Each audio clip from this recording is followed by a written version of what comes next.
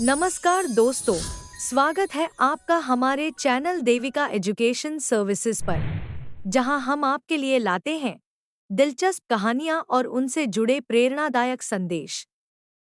आज हम आपको सुनाने जा रहे हैं एक बेहद अनोखी और रोमांचक कहानी, द मिडनाइट विजिटर।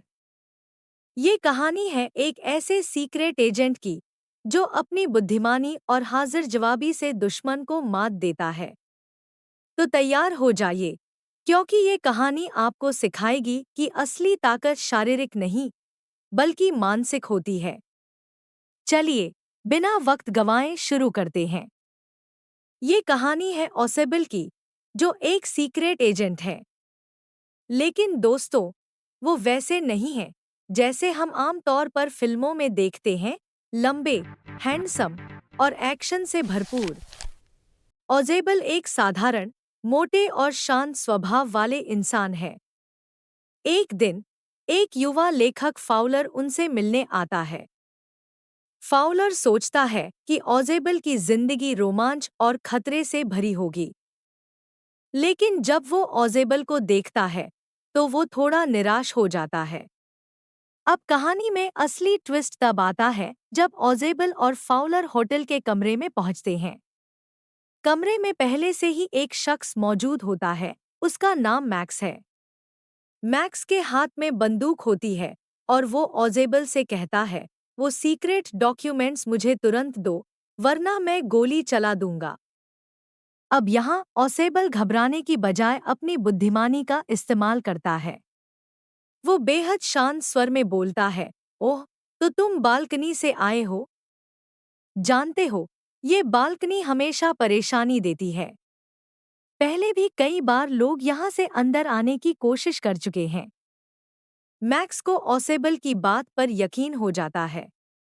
तभी दरवाजे पर दस्तक होती है। ओसेबल कहता है, ये पुलिस है, जिन्हें मैंने बुलाया था ताकि ये डॉक्यूमेंट्स सुरक्षित रह सकें।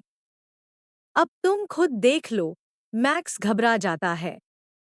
पुलिस से बचने के लिए वो खिड़की खोलता है और बालकनी में कूदने की कोशिश करता है। लेकिन दोस्तों, असल में वहां कोई बालकनी होती ही नहीं। मैक्स खिड़की से नीचे गिरकर अपनी जान गंवा देता है। ओसेबल की एक साधारण झूठी कहानी ने उसे मौत के मुंह में धकेल दिया। फाउलर, जो ओसेबल को साधारण और नीरस समझ रहा था, अब हैरान रह जाता है। उसे समझ आता है कि असली ताकत दिमाग और सूझबूझ में होती है। ओसेबल बिना किसी हिंसा के अपनी चालाकी से दुश्मन को हरा देता है।